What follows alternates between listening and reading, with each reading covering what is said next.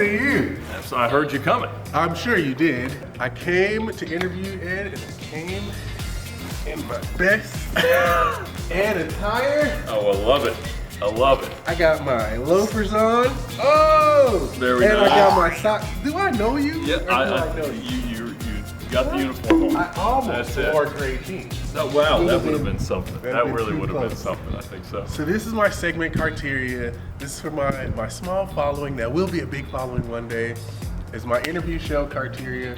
You are my second episode, a very special one at that. Bring you on the channel and let the people really, meet you.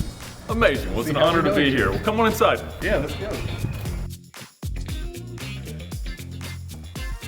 Oh my God. The VinWiki headquarters. Welcome. I love this place, man. Well, I thank love you. coming here. Every time there's something different. Every time there's something unique and interesting. For my people on my channel who haven't watched Ed Bolian's channel, it means you're living under a rock. Ed, why don't you tell them just what we have right here in the garage? So this is where we shoot all the videos for VinWiki in a studio right above us right here. I love V12 Lamborghinis. Obviously, I've got a few of them, but I also just like a lot of the cars that were really impactful and really meaningful, especially in the 2000s. And so I just got this. It's a Spyker C8 Laviolette, one of about 265 cars that Spyker built as a brand from 2005 to 2010. This is sort of the rarest form of it in the coupe version and kind of the most desirable. It's got timing chains rather than timing belts, and I bought it from Missy Elliott.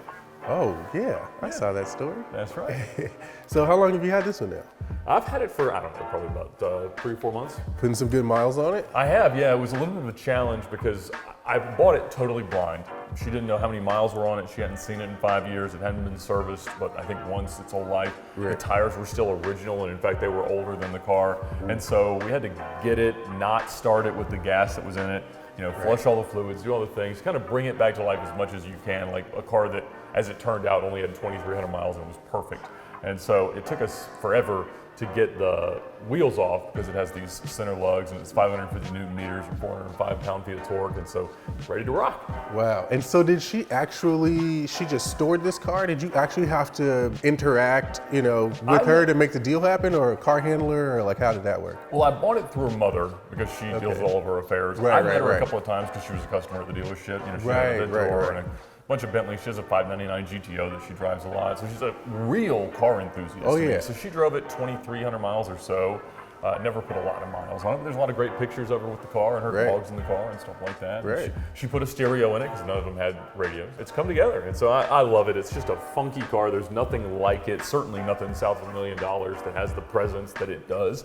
And then we got the Cartrek car. Yeah, this is the latest Cartrek car. Well, technically the latest one to air. We are about to release Cartrek 10, so that'll happen at Christmas. I don't know when you'll release this video, but this was the Cartrek 9 Audi R8. The premise was buying wrecked exotics for the price of a new Z06. Right. So I know something that you really like. Of course, and I'd like to make a comment really quick that none of you all met the challenge. Sorry, a new Z06 was better than all 3 of those cars, and I'll be showing you guys that soon. But we'll go ahead. There you go. Well, this is a 2017 Audi R8 V10 Plus. It's actually black. We wrapped it orange because black cars don't show up very well on camera, but I've enjoyed it a lot. It's got 60,000 miles on it, and I've driven it, I guess, 6,000 miles. I drove it on Gold Rush this year and to use it around Car Week for Cartrek 9. We looked at doing a 911 because essentially I knew that Tyler was going to bring the 458 and I knew Freddie was going to bring a 675 in a very cheaty way. I had to buy a not Ferrari, not McLaren, not Gallardo, $100,000 to $140,000 car in terms of presence and the way it looked on screen. Yeah, and I in think terms so. of the real fun of the car, I like this better. I did look at a GT3 that a homeless person had lived in for an awfully long time. It was a mint green 2018 manual big wing car. But dealers kept hiding the history and wholesaling it for a lot more than it was worth. Bad history, $100,000 to $150,000 exotics have gone up on a percentage basis more than just about anything else in the world. It's unreal. I wonder why. I wonder who could have made Influencers. bad, good Influencers. story exotics There you go up from their natural intrinsic value. Well, you want to come up and see the studio? I would love to see the studio. Oh, wait. Huh? We have overlooked a major player in the garage. Yes, I would actually go so far as to say this is my favorite car in the And garage. I remember hearing that. This is your favorite. Over the green car. That's fair. 'Cause Manual Lamborghini Murcielagos are my favorite cars. Right. I think they look the best, they sound the best, significant, timeless, everything you want. They're very analog. There's not a lot that can really go wrong. I've had 8 Murcies, but this is the one that I got most recently. I currently have 3. I've got an SV, I've got an 07 LP640 Coupe manual, and this is an 09 LP640 Roadster manual. Now, there are only 10 of these in the US and only 16 in the world. So you compare that to like Hemi Cuda convertibles, there's 14 of, and they're $2 million+ cars. Right. There's nothing this rare that is still remotely attainable. Right. And so I love it. Now, the Coupe is great because you can drive it in the rain and stuff like that, but I can sit up straight in this car. Right. And that's a big deal. Yeah. Yeah, And I have to take the seat out of the SV to drive it. what? Yeah, I just take the seat out and Oh, but that one has like a special. It's it a does. special It has the racing seat. seats. The race yeah. seat. If I can right. get a set of these seats in the Alcantara to match, I'm going to do that. This car sold to just a normal guy after he didn't take delivery of it. He drove it around New Jersey like it was a normal car. Right. Would bump into stuff. It's got 2 accidents on Carfax. Whenever he would get a payout from his insurance, he'd buy cheap aftermarket parts and Right. pocket the rest of the money. Gun safe in the passenger footwell. As well as should. And whenever he would like scratch it, he would just Rust-Oleum spray paint it. Yeah. And so it's, I actually did see it when you got it. That's and, right. it was a rough bird.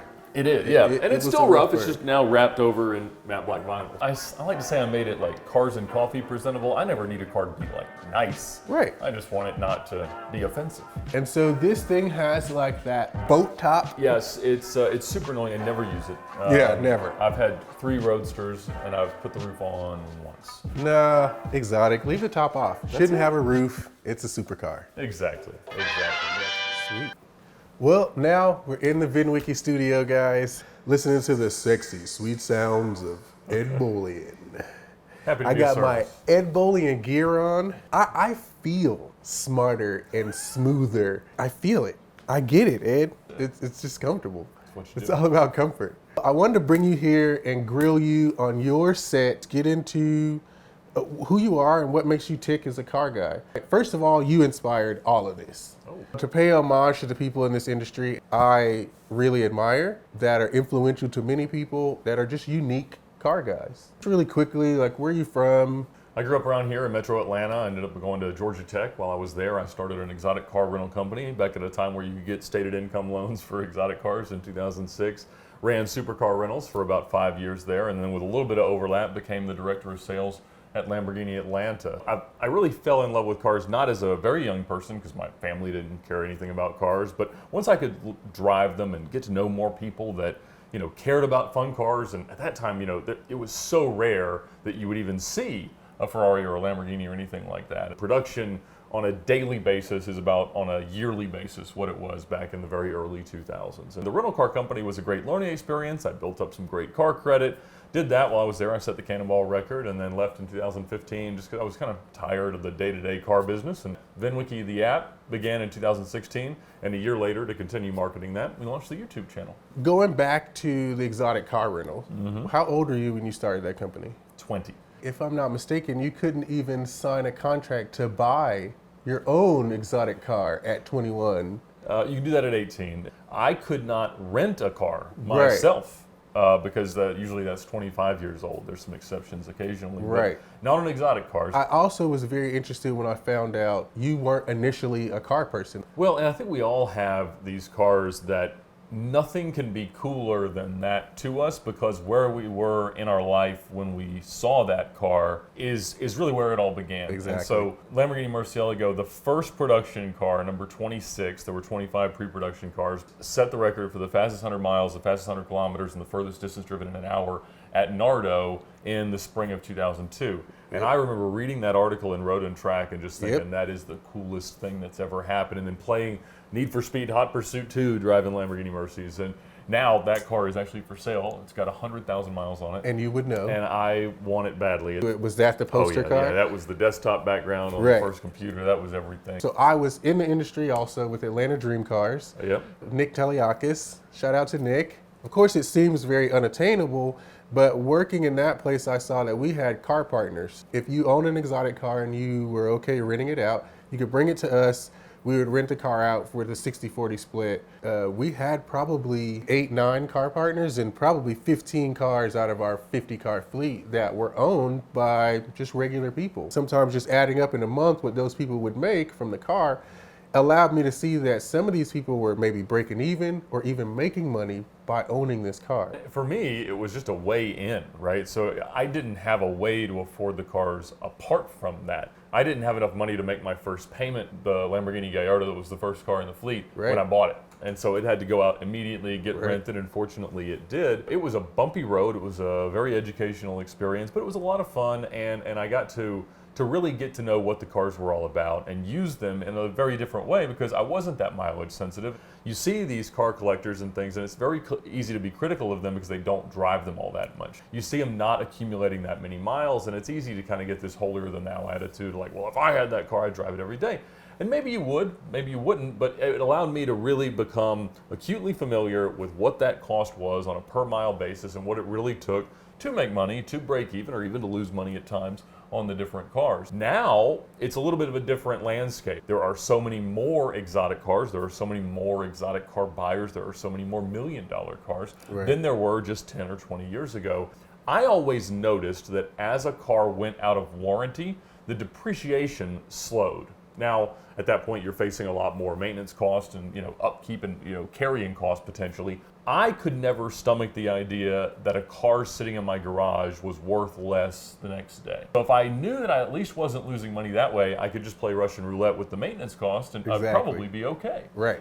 50 cars later, I've managed to accumulate the value in the collection. All of these cars are multiple trades in, flips up. I was working on a deal to buy $2+ million Bugatti early this year. I was going to have less than 500 grand in because of the money that I'd made in the cars over time. And so for me, it's not really about the profit on the cars. It's about managing the cost to own the cars that I honestly love to own and drive. Fortunately, the cars that really stir me emotionally, that I want to get in and drive, are the ones that have done well value-wise. And fortunately, especially with the really, really rare Murcies, they've done so because of my ability to influence the market and bring awareness to how rare they really are. Going on to motor cars, you got there what year?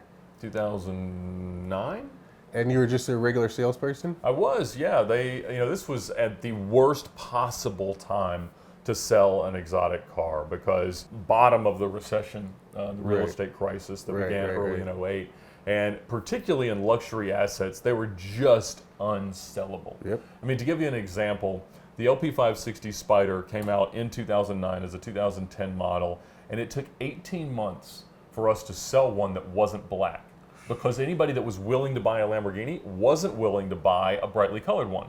And so it had to be black or gray, maybe white. An orange car or a green car would sit forever. And do you think that was then because they just didn't want to seem so ostentatious? Yeah, even if they still had the money to buy the car, they were laying off their employees, they were taking losses for their investors. It was a terrible, terrible time. It's interesting just how rare some of these cars are. I mean, like for instance, my 09 LP640 Roadster, that car had a 446 sticker. It was the highest of any of the manual cars.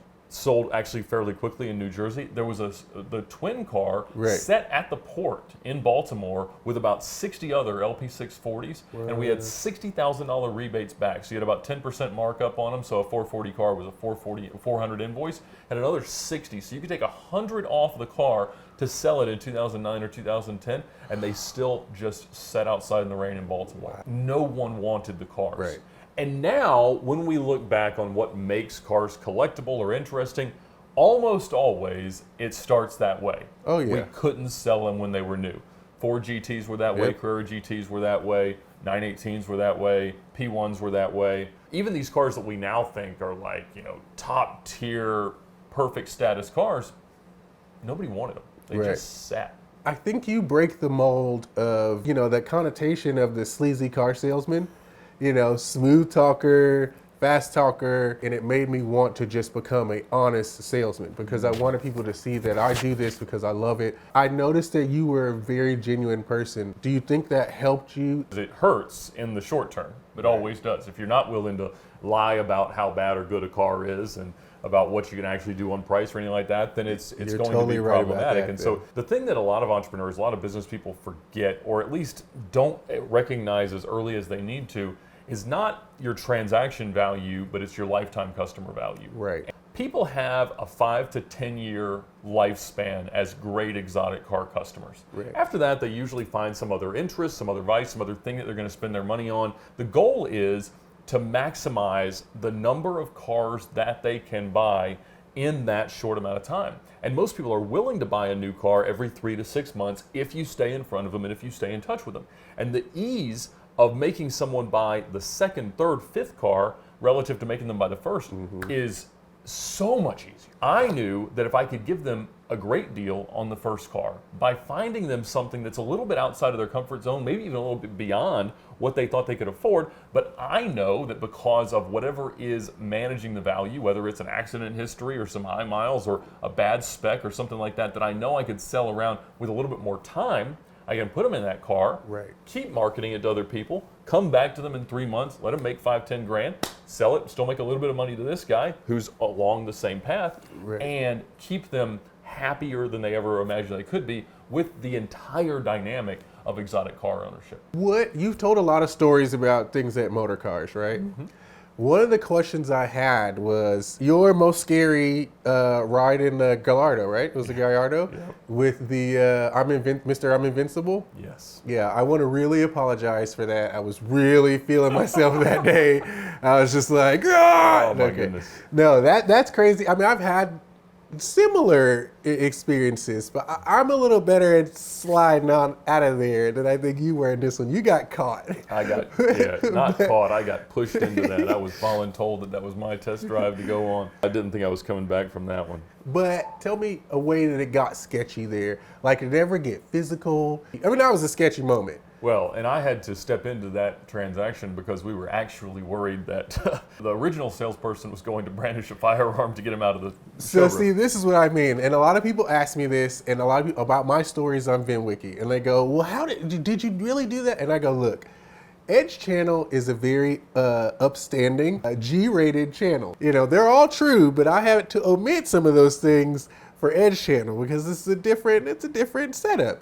So now you're on ATL Car Guys. So now you could tell us stuff like that. So this guy almost got shot, and then they sent in the closer, They sent in me like the smooth talking closer to kind of mellow things out. A little bit. It didn't work. And then I almost died. It didn't work, So, and then you almost got killed. Exactly. So did anything kind of sketchy there happen that you haven't told your viewers besides you like crashing so many cars? You know. I just crashed one. We crashed a bunch of cars as a store though. That's true. But you know, in that many miles and that many cars, and honestly, sometimes when you've had a great business experience over multiple years, you kind of have that, I can't believe I got away with all that stuff. Yeah. It's kind of time to move on so that you know that it's a win. Right. Like I remember when, this would have been in 2010, Lamborghini, they had a strong press fleet, but again, not many people were using the cars. An LP570 Superleggera press car and the only US SV press car. Oh, wow. And so a Mercy SV was Grigio Telesto, and I drove the wheels off that car. And I remember, I mean, anybody that came in, I'm like, hey, you want to go for a ride in this car? So that I could. I ran through an entire 21.5 gallon tank of gas in less than 100 miles. So I averaged less than 5 miles per gallon for a whole tank of gas in that car. And I remember we were coming over one hill once, and there was a blind turn, but people, like, there's a flashy light to tell people that don't turn out if there's a car coming. Well, somebody did. And I total locked the brakes up, and in a full no grip 4-wheel slide, managed to get the car around, not hit the oncoming car, back in front, and with a passenger that had no idea what he was in for. And you know, it all happened so fast. I mean, you couldn't even get scared. But yeah, we call that the pucker. That's it. Yeah. That's it. If there was no VinWiki, if you would have just stuck with cars. You know, it's hard to say because I knew that I didn't want to be a lifer in car sales because just the way that works is you kind of simply earn the right to work more. So there's no roadmap to work-life balance or family time and things like that. None. So I don't really see that as having been viable. When I left, I actually was interviewing with Porsche Financial Services for a job running leasing for Bentley, Lambo, and Bugatti under Porsche Financial Services down by the airport. And it was not a great job. It would have been like a 60% pay cut. And ultimately, that's why they didn't let me do it. I kept telling them, I understand that, but hey, it's 40 hours a week. I like that. But they ended up hiring internally for it. But I thought that's what I was going to do, because I thought that working more on the OEM side would give me more opportunities to, do bigger things. And technically, that was third in line to being the president of Lamborghini North America. I could have seen you in automotive corporate for sure. That would have been fun. But at the end of the day, I knew I wanted to do something entrepreneurial. And, a lot of people come to me asking, like, all right, well, how do I start a car business, do something like that? And one thing I wish that I had done instead of starting the rental car company when I did was go work for a rental company and learn how they did everything. I could do some research, but at the time, there really weren't that many successful exotic car rental companies in the world. And today, Turo has destroyed that industry. Yep. It's so easy for people to steal cars without any real repercussions, and so it's a terrible place to be. I really approached the dealership world that way, thinking the dealership is the next step, and I learned that no, it's not. I did the same thing though. But I did it on purpose. I knew that somewhere in there was my lane, and I knew that to learn, I just needed to soak it all up. So I went to every dealership, beat down service managers' doors. I made friends with people in the dealership, so I'd just be hanging out, and service manager would come by and be like, "What are you doing here?" Hanging out. They'd be like, "We need to give you a job." I'm like, yeah, you do. So I just took all the information, all the client lists, all the procedures, all the vendor contacts. I mean, I literally stole this information from Mercedes-Benz Buckhead, from Atlanta Dream Cars. Ladies and gentlemen, we got him. That information is what was going to help me build some kind of my own entrepreneurial car business. How did VinWiki, you just mold that? Not how you started the app, but just the idea. VinWiki is the product of probably the healthiest business-oriented behavior that I ever started. On at least a quarterly basis, I would get together with friends of different backgrounds that had entrepreneurial goals. So there were some developers, there were some sales guys, there were some lawyers, there were some accountants, and so we had kind of all the pieces there to build a good business. But VinWiki, the app, was one of the ideas that I introduced there, and that a lot of people thought, that has some potential. The idea came from a few things that I had done. One was I always kept a list of the VINs of all the cars that I had owned on my personal website, so that when people would Google them, they would find me and tell me who they were. Firstly, let me interrupt. Best idea ever. As a car guy, having lost control of 10 or 12 favorites, by the time I was in my mid-20s, I would think, damn, I wish I had the VIN so I could research, see if that car was in a junkyard now or wherever. Sure. So definitely a car guy thing. So through that, I was able to find out that the first Gallardo got exported to Hong Kong. One of the Ferraris had gotten crashed. One of them had been exported somewhere into Europe. One of the Range Rovers went to Russia. One of the Discoveries ended up down in the Caribbean, and it was a way for you to add to the story of a car, organize the history of a car and cars together through lists. I thought it was a great idea as soon as I heard it. I don't even think I got in touch with you to just say I want to tell stories. It was probably the same way I meet everybody who I end up having a connection with in this business. I was just like, that guy's cool. And here we are. I know, right? And I'm a VinWiki alum, which I love. This chair's definitely gotten me a lot of things. And just really quickly, how you motivated me was because after my very first story, I left this place. I thought it was amazing. I thought it was awesome. My first views on YouTube. So of course I was in the comments. I took some comments to heart. So I responded a little bit, and then you hit me up and was like, don't go in the comments until you learn how to take the comments. One of the things you told me that was my engagement was high in the video, and that I was getting a really good response, that I should start a channel. I should think about it. I took it to heart and I thought about it, and I was like, I've always wanted to, maybe I should. And that's why I really wanted to put information to the people that watch me to see kind of who inspired me. After VinWiki, the app, came the channel, now CarTrek.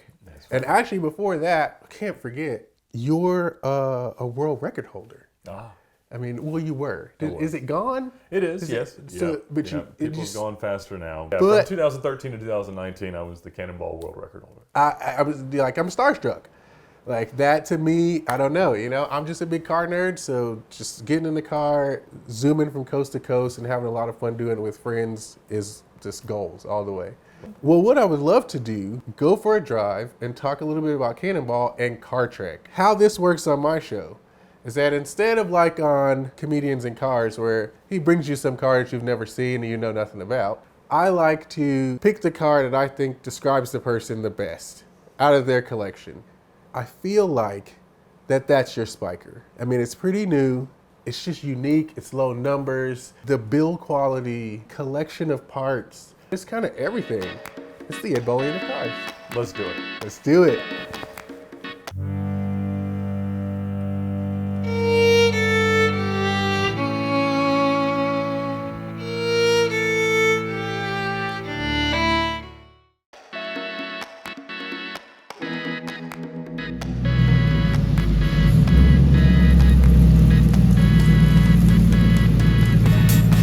This car is amazing, man. I mean, I love it.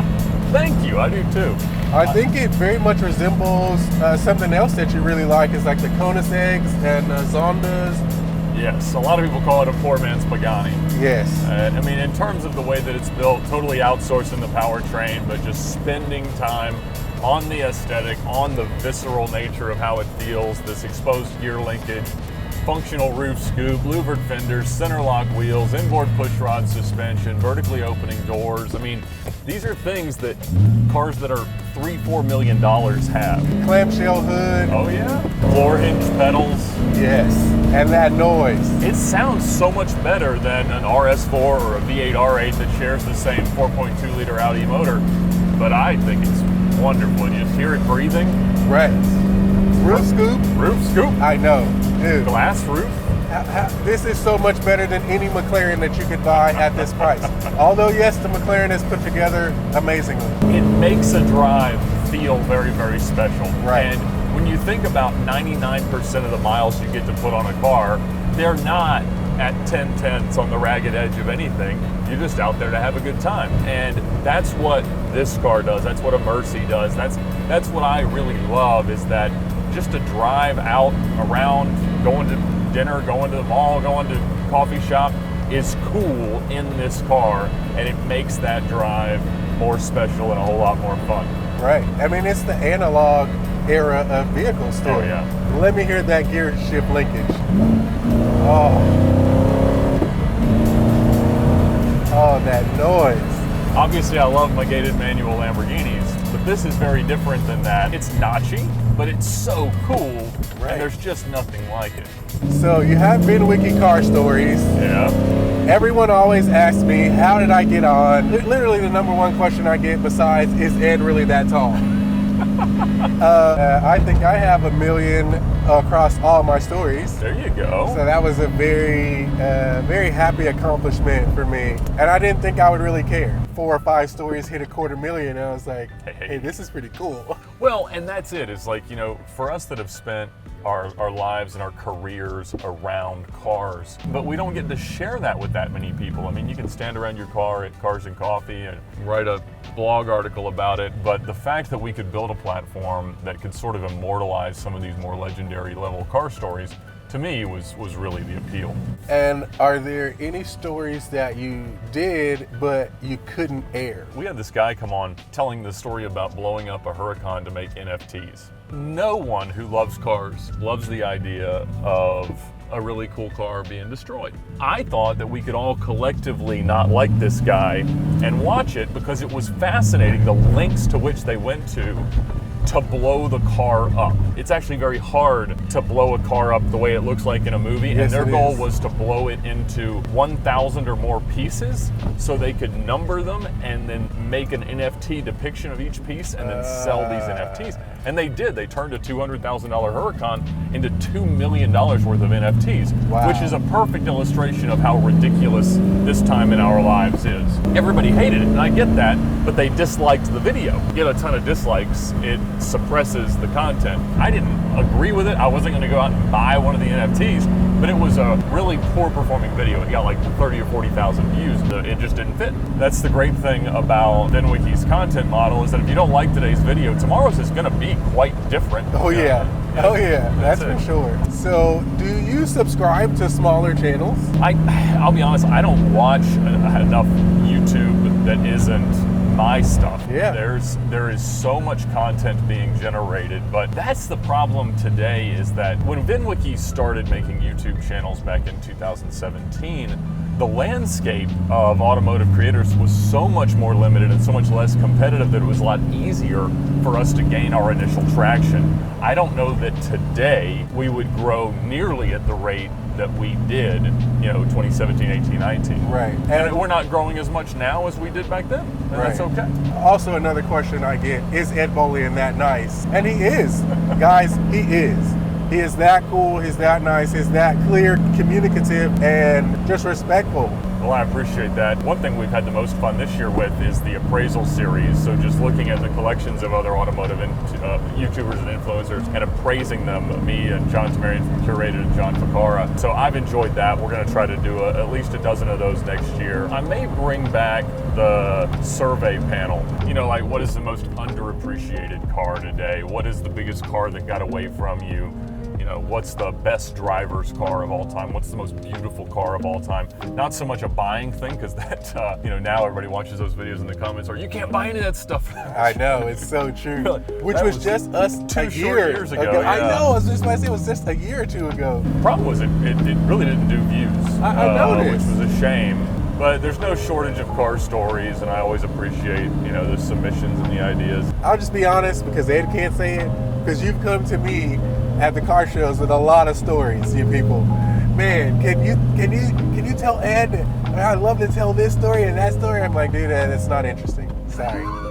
But, Well, I appreciate that. like I said, yeah. And usually that's how it happens, is that somebody that I know can tell a good story tells me, hey, this guy has a good story to tell you. Do you think you'll stick with stories? I think the answer is yes. We're going to continue with car stories just because it is the bread and butter model, not just from a financial perspective, but from what people are looking for when they subscribe, when they come to look at VinWiki and stuff like that. With Car Trek, you guys get to play Top Gear. And I kind of said, well, why don't we do a cheap car challenge? We buy these cheap cars all the time anyway. Bad condition exotic cars make good YouTube content. Right. And so I'm like, why don't we just do that, make it a show? And we really didn't know what it was going to mean to do a cable style show. He had the opportunity from a release perspective to get out there and put this show in front of people, and now we've done 10 of them. With Top Gear, it's not just three guys who are buddies, who kind of get along, who kind of don't, just go drive around. It's definitely more than that. There's a science to it. I want to know, what do you think makes you three guys so watchable? Because as a fan, I think it's done better already than the American Top Gear. Well, I appreciate that, and that's been the thing that people have struggled to understand, is like, why don't we like the other Top Gears as well as we loved Clarkson, Hammond, and Bay? The chemistry. The first 10 seasons of Top Gear UK are awful. Yeah. They are borderline unwatchable. That's because we had to learn who Richard Hammond was, what James May liked, what parts of Clarkson's opinions were interesting and which parts were offensive. It's not a recipe. It's the output of who they are individually and together. And the benefit that we had was the audiences already knew us. We still had to boil down fundamental aspects of who we are as enthusiasts in order to make a storyline make some sense. Right. Oh, yeah. It's a good driving car. Yeah, it is. I mean, wheelbase, It's a little goofy. length, it's on that right platform to where you can tell it would drive well. Yeah. When you look at this car, the dimensions of it seem like it would be a great sports car.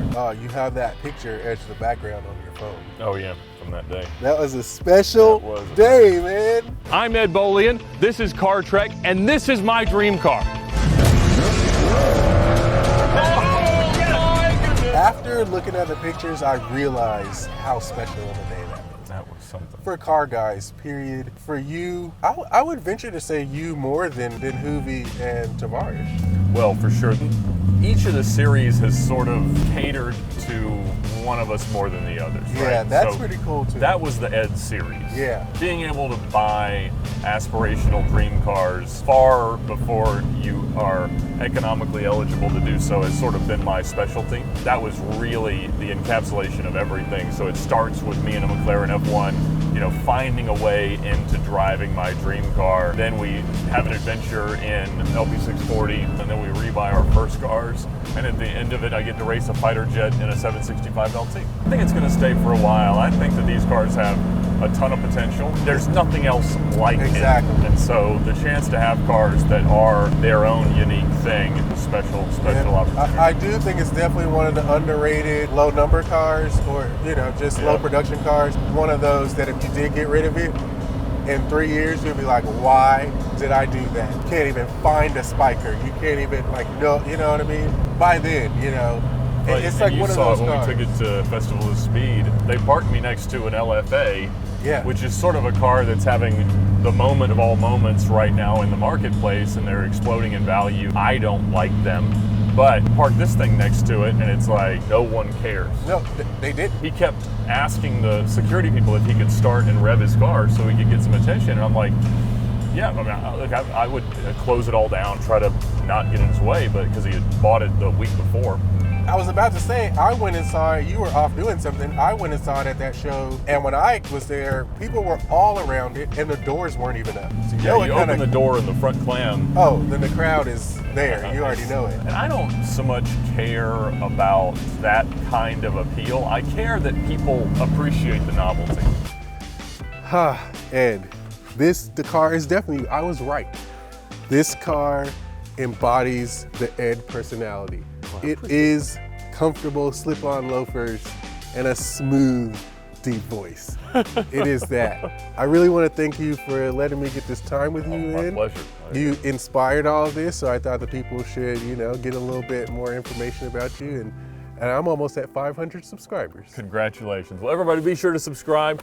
See a lot more great content. You're always welcome here anytime. Thank you, man. Have a great day. See you guys later.